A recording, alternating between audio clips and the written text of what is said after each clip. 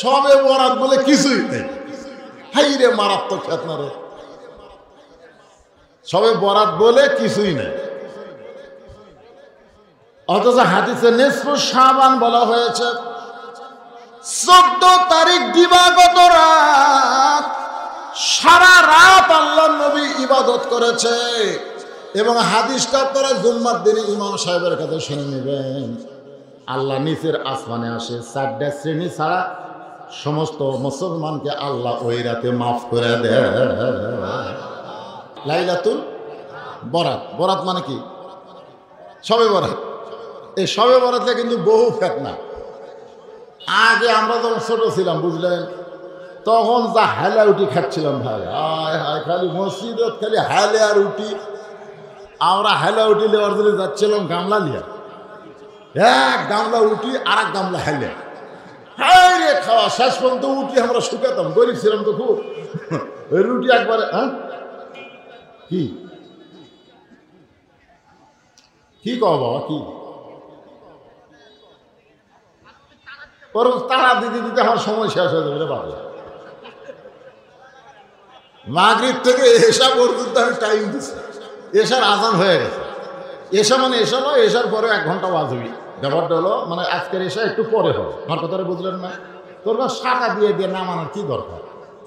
দরকার নেই। আপনার যে কটা নামছেন আলহামদুলিল্লাহ, জায়গায় নেই। আমার কাছে জায়গা নেই, জায়গা তো থাকবে না। যতই চাপেন ওইগুলো নামলে জায়গা হবে না। ঠিক আছে যা ভাই, শোনা যাচ্ছে তো আলহামদুলিল্লাহ। হ্যাঁ শোনেন, শুনবার পালি হলো।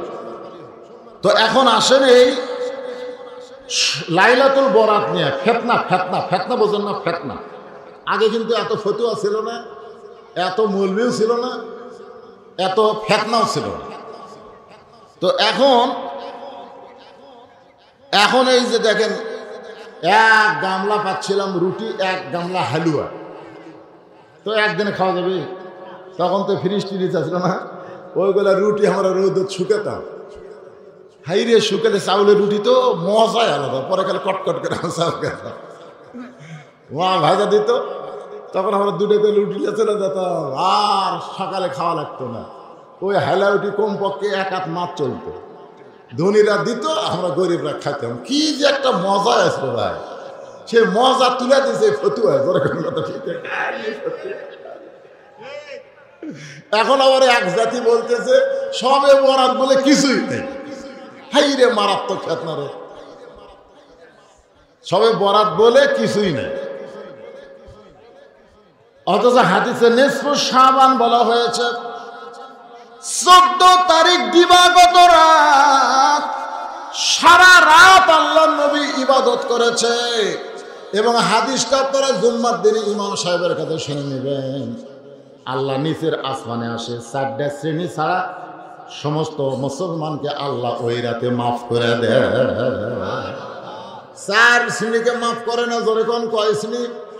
তার মধ্যে একটা হলো মুশরিক, যারা আল্লাহর সঙ্গে শিরক করে, মুসলমান দাবি করে, আবার জিকির করে দয়াল বাবার দরবারেতে কেউ ফিরে না খালি হাতে। এরা কিন্তু মুশরিক। দরকার এরা কি? কারণ দয়াল বাবার দরবারেতে কেউ ফিরে না খালি হাতে, না আল্লাহর দরবারেতে কেউ ফিরে না খালি হাতে? কোনটা আপনারা বলবেন?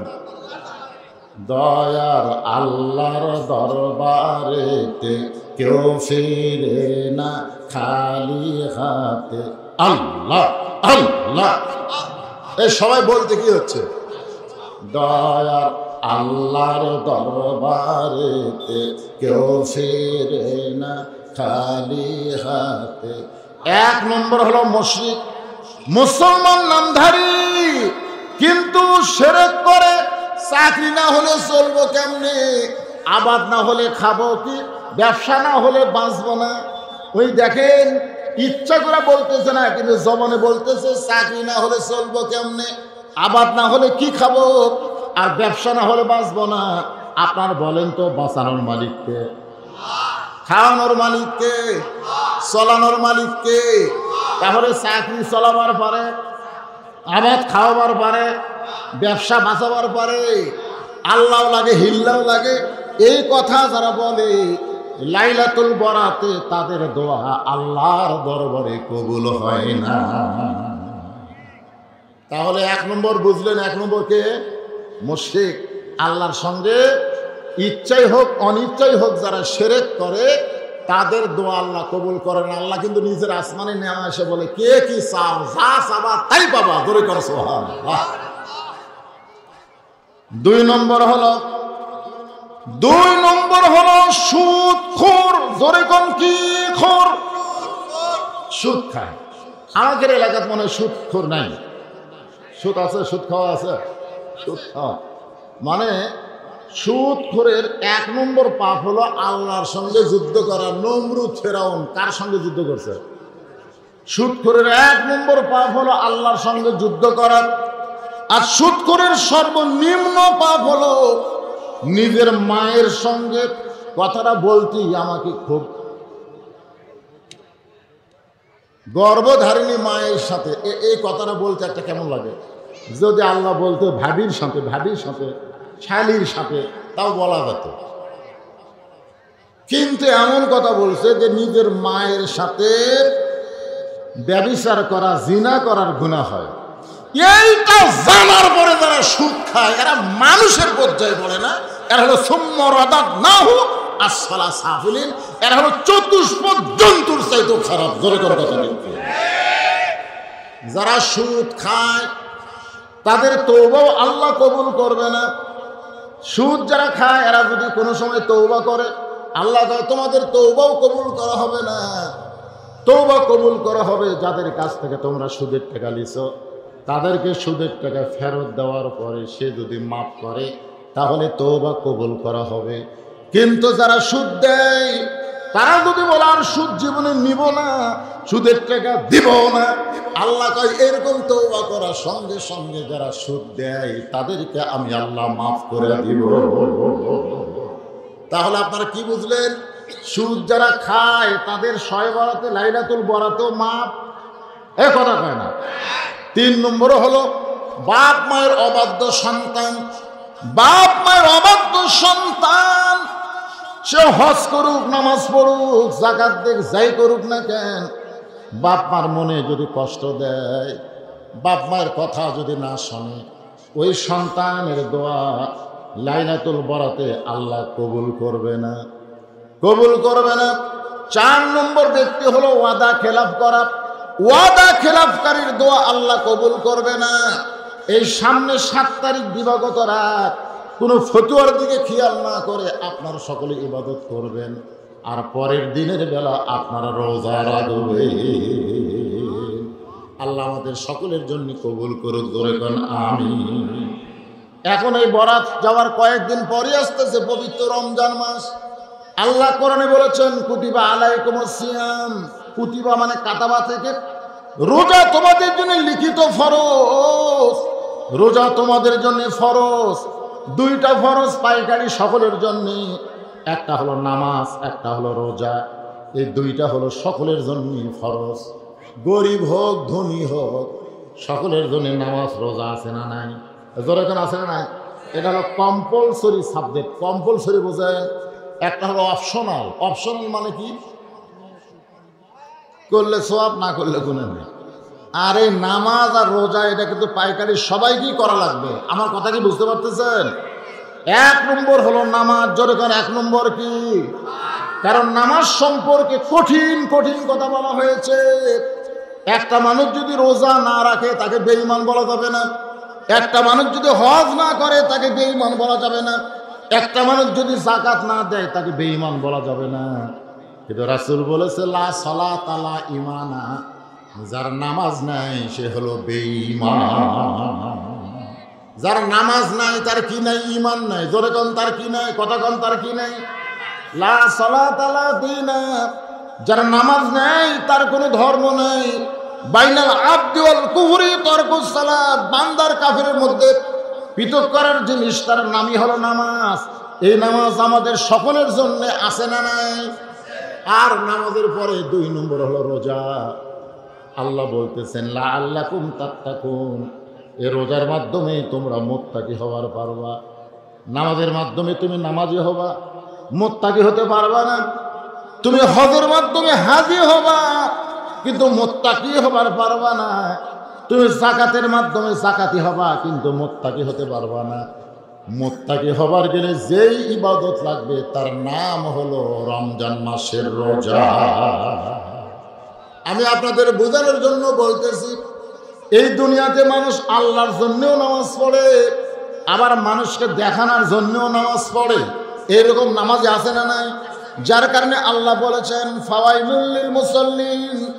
জামাই নামাজ পড়ে না, শ্বশুর নামাজ পড়ে। এখন জামাই শ্বশুর বাড়িতে গেছে, জোহরের আজান দেওয়ার সাথে সাথেই শ্বশুর ডাকতেছে, বাবা ও বাবা মসজিদে আজান দিয়েছে, আসো নামাজে যাই। ওই গেলে বউয়ের কাছে গেলে ঘসঘস করে। বউ কুনার ভূতে দেখে কি আব্বা ডাকতেছে, যাও নামাজ পড়ো। আমার শরীর, এই কিসের শরীর? তুমি মেয়ে মানুষ নাকি? তুমি মেয়ে মানুষ? মেয়ে মানুষের শরীর মাঝে মধ্যে ঠিক থাকে না, মাসিক হয়। তুমি কি মেয়ে মানুষ? তোমার শরীর ঠিক নেই মানুষ? যাও। আব্বা ডাকতেছে যাও। ওই এখন কি করবি? ওই শরীর ঠিক নেই এই অবস্থায় শ্বশুরের ভয়ে। ধরে কর কার ভয়ে? কারণ শ্বশুরের বেটা নাই, শ্বশুর মরলে ধুমি পাবি, বোঝেন না? এখন শরীর ঠিক নেই, খাড়ায় পেশাব করতে পানিও লাগনি। এখন শ্বশুরের ভয়ে ও জুতো ঠিক মতো জানেও না, মানে কুটি কুন্ডা মেরে শ্বশুরের সঙ্গে তা মসজিদে নামাজ পড়লো। আপনার বলেন তো, ওইকে আল্লাহর জন্য নামাজ পড়লো? ওই শ্বশুরকে দেখানোর জন্য নামাজ পড়লো? আল্লাহর জন্যও মানুষ নামাজ পড়ে, আবার মানুষকে দেখানোর জন্যও পড়ে। জোরে কোন কথা ঠিক কিনা? দেখবেন একলা একলা যখন নামাজ পড়ে, আপনি নিজের বিবেককে প্রশ্ন করেন। আপনি যখন একা একা নামাজ পড়েন তখন কিন্তু খালি ঢকা ঢক মারেন, ঠিক কিনা খান? আর মসজিদে গিয়ে যখন জোহরের 4 রাকাত সুন্নতের নিয়ত করেন তখন কিন্তু আপনি ফোর্সে নামাজ পড়েন না, কারণ আপনার মন বলে তুই একলা না, আশেপাশে কেউ কিন্তু তোকে ফলো করতেছে। তাড়াতাড়ি নামাজ পড়লে কিন্তু পরে লোকমা দিবি। এই জন্যে নামাজ আল্লাহর জন্যও পড়ে, আবার মানুষকে দেখানোর জন্যও নামাজ পড়ে। হজ মানুষ আল্লাহর জন্যও করে, আবার মানুষকে দেখানোর জন্যও হজ করে। জোরে কোন কথা ঠিক কিনা? যদি নামের আগে আলহাজ না দেওয়া হয়, প্রথম যখন আমি হজ করলাম, আশা আমাকে নাম বিজ্ঞাপনে দেখলাম আলহাজ। আমি বললাম ভাই 2011 সালে আমি হজ করছি 2011 সালে আমি হাজি হইলাম। কিন্তু আমার বয়স যখন 10 বছর, জামিল মাদ্রাসার ছাত্র, তখন থেকে আমি নামাজ ধরেছি। আমি সেই 10 বছর বয়স থেকে নামাজ ধরেছি, কিন্তু আমার আগে নামাজি কেউ লেখে নাই। কিন্তু এই হজ করার পরে আমার আগে হাজি লিখলে। হুজুর হাজি না লিখলে মানুষের মন খারাপ হয়। তার মানে বোঝা গেল আল্লাহর জন্যও হজ করে, আবার মানুষকে দেখানোর জন্যও হজ করে। ধরে কোন ঠিক কিনা? মানুষ যাকাত দেয় আল্লাহর জন্যে, আবার মানুষকে দেখানোর জন্য রমজান মাসে যাকাত দেয় তারিখ দিয়ে। অনেক গরিব মানুষ বলে আপনি ধনী মানুষ, যাকাতের টাকা আমাকে দেন। আজকে দেবো না, 21 তারিখে দিব, 21শে রমজান দেব। যাই তাকে বলে 21শে রমজান দেব। 21শে রমজান শত শত মানুষ আসছে। তখন এরকম ভিডিও মেনক বলেছে তোরা একটু ভিডিও করবি, আমি যাকাত দিচ্ছি। এখন যাকাত দিচ্ছে, ভিডিও করতেছে, পেপারে দিয়ে দিল অমুক ব্যক্তি 10 লাখ টাকা যাকাত দিল। তার মানে কি বোঝা গেল? যাকাত আল্লাহর জন্যও দেয়, আবার মানুষকেও দেখানোর জন্যও দেয়। কিন্তু শুধুমাত্র একটা ইবাদত মানুষকে দেখানোর জন্য করে না, কেবলমাত্র আল্লাহর জন্য করে। তার নাম হলো রমজানের রোজা। আপনার বলেন তো 16 ঘন্টা মানুষ যে রোজা থাকে, এটা মানুষের দেখানোর জন্যে? কতক্ষণ দেখানোর জন্য? আচ্ছা মানুষ না হয় বাইরে দেখলাম আমি কিছু খাচ্ছি না, কিন্তু আমি যখন গোসলখানাত গেলাম দরজা বন্ধ করে দিলাম, ঠান্ডা পানি আমার মাথার উপর ঢালতেছি। আচ্ছা মাথার উপর যখন পানি ঢালতেছি, নাক মুখ আছে না নাই? হঠাৎ যদি মন কয় যে কেউ তো দেখতেছে না রে, তুই যে রোজা আছো কে দেখতেছে রে, বাইরে যা তুই কিছু খাবি না, কিন্তু ভিতরে 2 জগ পানি খা, তৃষ্ণায় কলজা গেলে রোজার মধ্যে কিন্তু খিদের চাইতে তৃষ্ণা বেশি লাগে। ধরে কোন কথা ঠিক কিনা? তো কেউ তো দেখতেছে না। 1 ঢোক পানি খায়, 1 গিলাস পানি খাওয়া তো দূরের কথা, অসতর্ক মুহূর্তে একটা ফোঁটা পানি যদি আলা জিবার নিচে যায়, ওয়াক ওয়াক ওয়াক ওয়াক করতেছে। আল্লাহ কয় ফেরেশতা দেখো তোমার বান্দা কেন ওয়াক ওয়াক করে। ফেরেশতা কয় আল্লাহ আমরা জানি না। গোসলখানায় আল্লাহ কয় আর 1 ফোঁটা পানি গেছে, বলে পানি ভিতরে গেছে, কে দেখতেছে?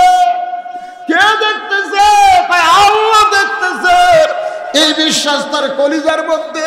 ফেরেশতাকে আল্লাহ আপনাকে কোনোদিন দেখলো না আপনার মহব্বত নিয়ে। যেই ব্যক্তি রোজা রাখলো আপনি তাকে কি দিবেন? আল্লাহ আপনি তাকে কি দিবেন? আল্লাহ তখন বলে ফেরেশতারা সাক্ষী থাক, যারা আমাকে দেখলো না আমার মহব্বতে রোজা রাখলো।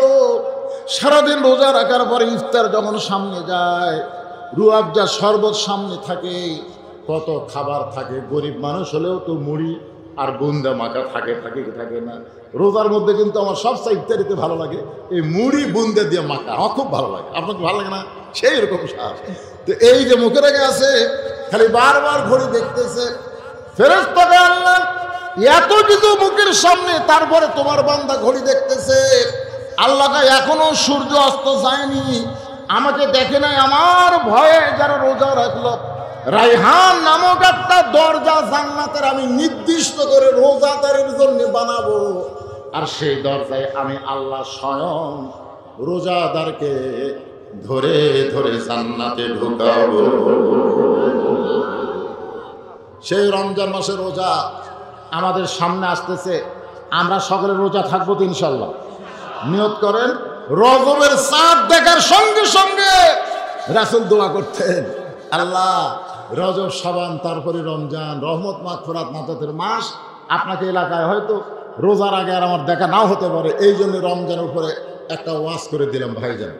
এখন আসেন এই মহিলা মাদ্রাসা সম্পর্কে, মহিলা মাদ্রাসার ফজিলত এবং বরকত নিয়ে আপনাদের সামনে কিছু কথা বলাই লাগবে, বলার দরকার আছে না নাই? কারণ আমাদের ছেলেরা কোরআনে হাফেজ হয়, আমাদের ছেলেরা আলেম হয়, কিন্তু মেয়েরা এটা হতে পারে না। যার কারণে এখানে একটা মহিলা মাদ্রাসা করেছে। এখানে মহিলা মাদ্রাসা করেছে। হাফেজ হয়েছে নাকি? হাফেজ হয়েছে? হাফেজা হয়েছে কয়জন? মাশাআল্লাহ। এই মহিলা মাদ্রাসা থেকে একজন মেয়ে 30 পারা কোরআনের হাফেজা হয়েছে। সুবহানাল্লাহ। হাফেজা হয়েছে। আমার মায়েদের জন্য বলতেছি, মা, এই যে মেয়েগুলো আজকে ছোট মেয়ে আছে, তাদেরকে পাগড়ি দেওয়া হবে না, তাদেরকে বোরকা দেওয়া হবে। এই হেজাব সম্পর্কে আল্লাহ কোরআনে বলেছেন। মেয়েরা মনে হয় এদিকে আছে, খালি হইচই করতেছে। হায় হায় রে, আপনাকে এলাকার মেয়েরা যে এত জোরে কথা কয়লে। আল্লাহ কোরআনে বলেছেন, অকরনা ফি বুয়ুতিকুন্না ওয়ালা তাবাররাজনা তাবাররুজাল জাহিলিয়াতিল উলা। এই মেয়েরা, আল্লাহ কোরআনে বলেছেন মেয়েরা ঘরের মধ্যে থাক। এটা কি আমার কথা? অকরনা ফি বুয়ুতিকুন্না, আল্লাহ হুকুম করতেছে ঘরের মধ্যে থাক, বাড়ির মধ্যে থাক। বাড়ির থেকে বেড়াবার কে কথা? এ কার বউ কথা কয় রে? আপনারা কি মনে করতেছেন যে মেয়ে মানুষ কথা বলতেছে তার খালি দোষ? যার বউ বলতেছে, আগে আল্লাহ কিন্তু আদমও ধরেছে। গন্ধম হাওয়া খাসে আগে, কিন্তু আল্লাহ ধরছে আদম আগে। আদম কি গন্ধম খাসে? আজ পর্যন্ত পৃথিবীর কেউ বলতে পারবে না যে হযরত আদম গন্ধম খাসে। সমস্ত আলেম একই ফতোয়া দেবে, গন্ধম খাওয়ানো হচ্ছে, খাওয়ানো হচ্ছে। এখন সুদারুর বাড়ি আমি হুজুর জানি যে সুদের টাকা দিয়ে গোস্ত কিনছে, আমি জানি। আমার দাওয়াত দিয়েছে, আমি এখন যাই খাচ্ছি, তারপরে সুদের হাসতেছে। কেরে হাসিস কেরে? হাসার কারণ হলো সুদ খাওয়া এত ফতোয়া মানে সুদ খাওয়া জায়েজ নাই, তো সুদের টাকার গোস্তটা ভাত খেলেন, ওইটা কি হলো? একেবারে ডান হাত মুখের মধ্যে দিয়ে ওয়াক ওয়াক করে বমি করে রক্ত বার করে দিছে। আপনার বলেন তো তারপরে হুজুরের দোষ আছে? তো গন্ধম তো খাইনি, শরবত করে খাওয়ানো হচ্ছে। যখন হাওয়া মুচকে হাসিছে তখন আদম কয়, হাওয়া হাসিস কেন? বলে সরাসরি যে ফল খাওয়ানো পারেনি, শরবত করে খেলেছি। সঙ্গে সঙ্গে হাত মুখের মধ্যে ওয়াক ওয়াক করে বমি করে একেবারে রক্ত বমি করছে। তারপরে আল্লাহ কাছে বাড়া। আদম কয়, আল্লাহ আমার দোষ কোথায়? তোর দোষ হলো তোর বউয়ের দিকে তুই খেয়াল করিস নি, এটাই তোর দোষ। তোর বউ গন্ধম গাছের কাছে গেল, তুই কি করছিস? আমি খেয়াল করিনি। তোর বউ গন্ধম পাড়া খাইলো, তুই কি করছিস? আমি খেয়াল করিনি। তোর বউ যে গন্ধম শরবত বানালো, তুই কি করছিস? আমি খেয়াল করি। তুই খেয়াল করিস না? বিয়ে করবো তুই আর খেয়াল করবো আমি আল্লাহ? তোকে খেয়াল করা লাগবে। তো যার বইরা চিল্লাচ্ছে ওই স্বামীকে খেয়াল করা লাগবে। আপনি কান ফালান তো কাদ্দা চিল্লে খালি চা পাত গোটা করে দিবেন। তো তো বাড়ির থেকে বারবার কে কথা রে?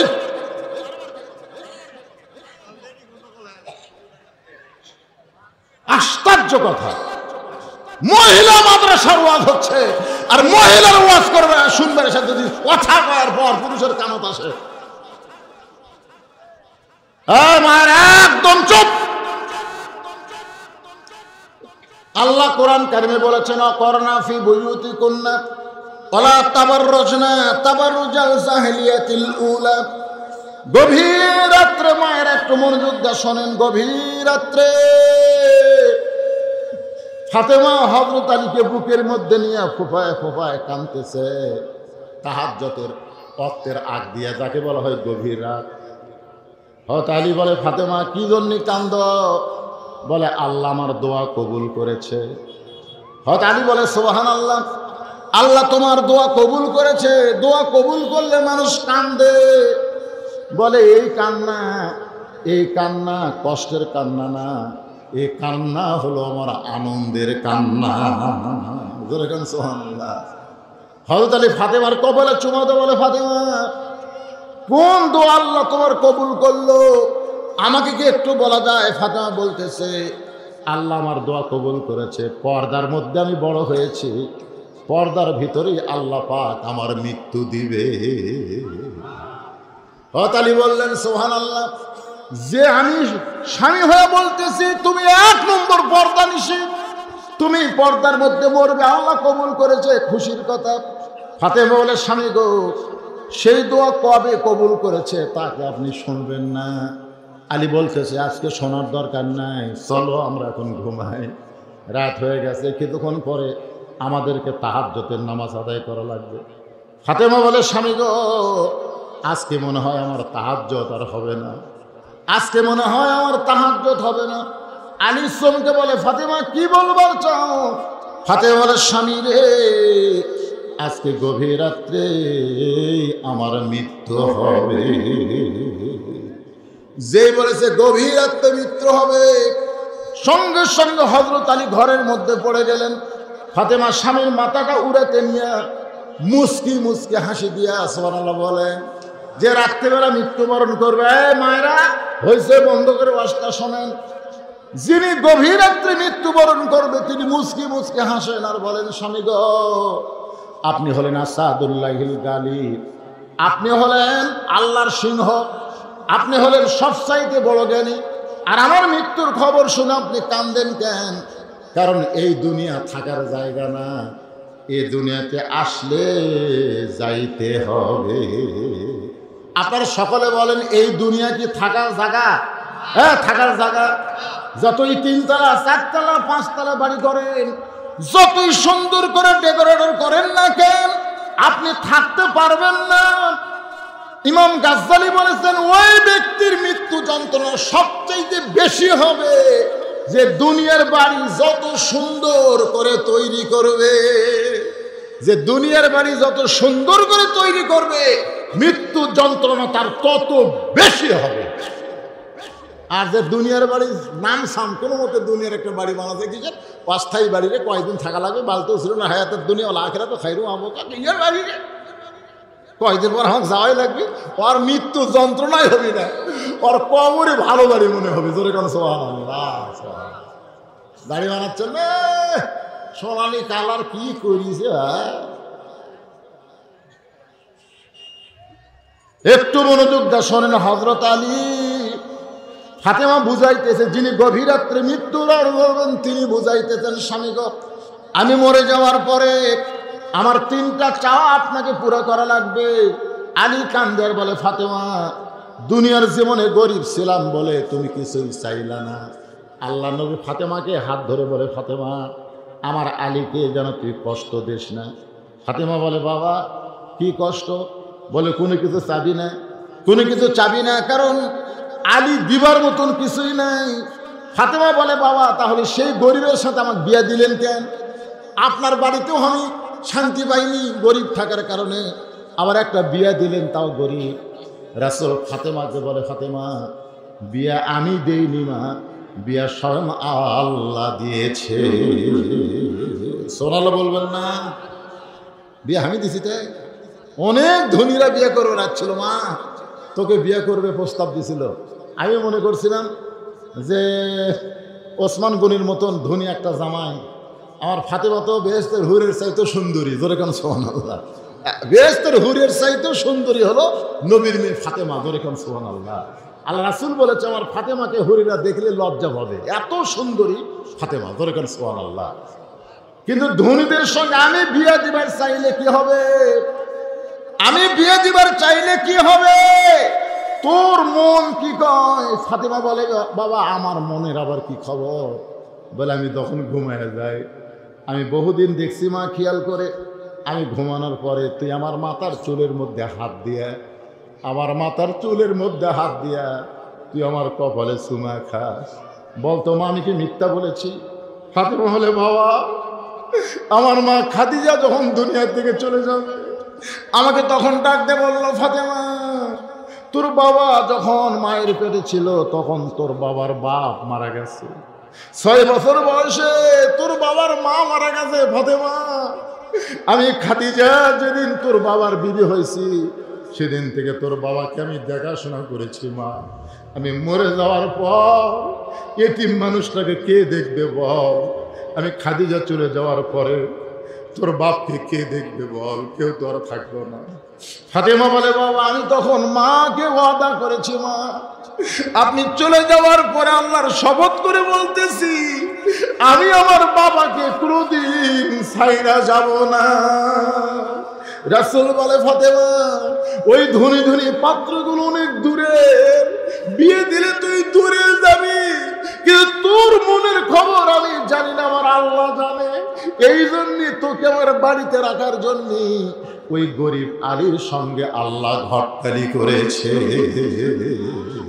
মারে তোর যা চাবার মা আমার কাছে চাবি, কিন্তু আলীর কাছে যেন চাস না, আলীর কাছে যেন চাস না, মানে কিন্তু দিবার পারবে না। আর ক্ষুদা লাগলে আমার কাছে খাড়া হয়ে থাকে। আমি নবী বলি কে আলী খাড়া আছিস কেন? বুঝেন না খিদে লাগছে? তো রাসূল বলতে নাই, তো তাহলে চলে যায়। আর যদি বলে ও দেখ আমি খাইছি, সামান্য একটু বাচ্চারা খা, আমি খাবার দিলে খায়, না দিলে না খেয়ে থাকে, তো কি দিবি? তোর যা লাগবে আমার কাছে চাইবি। আর একটা জাঁতা দিলাম, এই জাঁতা ঘুরে ঘুরে জবের আটা গমের আটা করে সংসার চালাবি। একদিন গভীর রাত্রে হযরত আলী ঘুম থেকে চেতন পায়। চেতন পাওয়ার পরে থেকে ফাতেমা তার কাছে নেই, হাসান হোসেন দুইজন ঘুম পাড়তেছে, কিন্তু ওদের মা নাই। আলী চমকে গেল, এই গভীর রাত্রে ফাতেমা কোথায় গেল? কোথায় ফাতেমা? দরজার দিকে কি আর খেয়াল করে, কালো একটা চাদর, কালো চাদর মাথার উপরে দিয়ে খুব জোরে জোরে ফাতেমা হাঁটতেছে। হযরত আলীর সন্দেহ হয়ে গেল এই গভীর রাত্রে ফাতেমা কোথায় যাবে। নিরাপদ দূরত্ব বজায় রেখে ফাতেমার পিছনে পিছনে হযরত আলী হাঁটতেছে। আল্লাহর নবী যে ঘরে ঘুমায় জানলার পাশে ফাতেমা দাঁড়ায় বলতেছে, বাবা মা যদি আজকে দুনিয়াতে থাকতো আপনার কাছে এই গভীর রাত্রে আমাকে আসতে হতো না, কিন্তু আমার মা খাদিজা নাই বাবা, তাই গভীর রাত্রে আপনার জানলায় মেহেরবানি করে যদি ফাতেমার জন্য একটু দরজা খুলে দেন।